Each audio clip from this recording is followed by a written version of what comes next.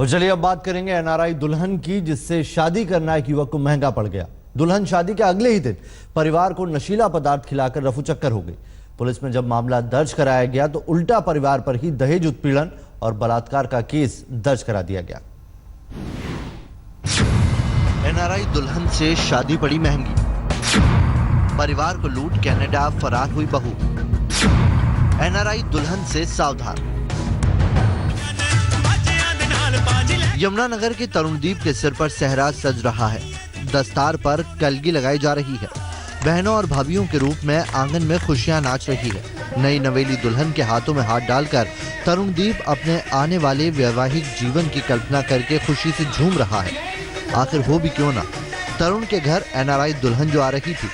2 साल पुरानी ये वीडियो फुटेज और तस्वीरें तरुणदीप और अमृत की शादी की एल्बम से ली गई है। 21 जनवरी 2015 को तरुणदीप और उसके परिवार ने सपने में भी कभी नहीं सोचा था कि दुल्हन के रूप में वो एक धोखेबाज लुटेरी पत्नी को अपने घर लेकर आ रहे हैं। तरुणदीप की माने तो अमृत ने रात को पूरे परिवार को दूध में कुछ नशीला पदार्थ पिला दिया, जिससे पूरा परिवार अगले दिन देर तक बेहोशी की हालत में रहा।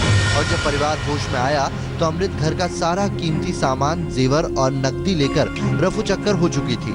पहले तो परिवार ने सोचा कि अमृत पाठ करने गुरुद्वारे गई होगी, लेकिन जब उन्होंने सामान गायब पाया तो उनके होश उड़ गए। गायब होने वाली रात को मेरी पत्नी मेरे पूरे परिवार को दूध में कोई नशीला पदार्थ देकर चली गई, जिससे हमारा सारा परिवार सुबह से ज़्यादा समय तक सोता रहा। जब हम उठे तो हमें अमृत को इधर उधर ढूंढा, लेकिन हमें वो नहीं मिली। तो मैंने अपनी मम्मी से पूछा, माताजी से पूछा कि आपने उनको देखा? उन्होंने कहा भाई वो शायद नहाकर पाठ करने के लिए गए होंगे, लेकिन हमने सारे घर में ढूंढा तो वो हमें नहीं मिली। यहाँ से लगभग वो सभी गहने, रुपए, पैसे और जो अपना उसका सामान था वो सब यहाँ से लेकर गई थी।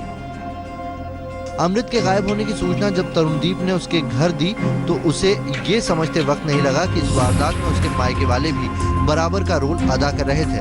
अमृत कनाडा भागने की फिराक में थी, लिहाजा तरुणदीप ने इसकी जानकारी तुरंत यमुनानगर पुलिस को दी। लेकिन अमृत ने तरुणदीप और उसके परिवार के खिलाफ दहेज उत्पीड़न, मार पिटाई और बलात्कार का मामला दर्ज करा दिया। इस बीच अमृत कनाडा फरार हो गई।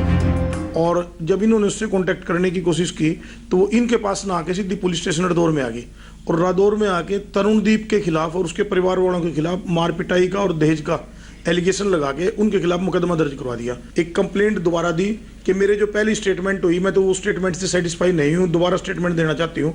और उसमें इसने जो है तरुणदीप और उसके परिवार के प्रति सेक्शन 377 और 376 के एलिगेशन लगा दिए। जब मामले की पड़ताल की गई तो कई हैरान करने वाली बातें सामने आई। पता चला कि अमृत का असली नाम परमजीत कौर है और वो न सिर्फ पहले से शादीशुदा थी, बल्कि पहली शादी से उसे बच्चे भी थे। यही नहीं, इस पूरे मामले में उसका पहला पति राजकुमार भी बराबर का साथी रहा है, जो अपनी पत्नी की डोली लेकर तरुणदीप के घर पहुंचा था। हमें इस बात का नहीं पता था शादीशुदा, तो अभी एक दिन पीछे से पता लगा हमें उसके बच्चे भी हैं। और फिर उसके बाद वो लड़का इसकी शादी में शरीक भी हुआ। इसका मतलब है इसके बहनों को और इसके भाइयों को, इसके परिवार को सब कुछ बात के बारे में नॉलेज थी। ये सोची समझी चाल थी, ये साजिश थी। 2 साल से हरियाणा पुलिस के चक्कर काट रहे परिवार ने निराश होकर अपने वकील की मदद से कनाडा एम्बेसी और कनाडा के एमपी को लिखित शिकायत भेजी। तो 2 दिनों के भीतर ही कनाडा पुलिस ने परमजीत उर्फ अमृत और उसके पति राजकुमार को गिरफ्तार कर लिया। मगर अब दिक्कत इस बात की आ रही है कि बिना भारत सरकार के दखल से दोनों को डिपोर्ट नहीं किया जा सकता। बहरहाल तरुणदीप की ये कहानी पूरी तरह से फिल्मी लगती है, जहां इस परिवार को एनआरआई दुल्हन लाने का सपना बेहद महंगा पड़ा। आशीष शर्मा, यमुनानगर, आज तक।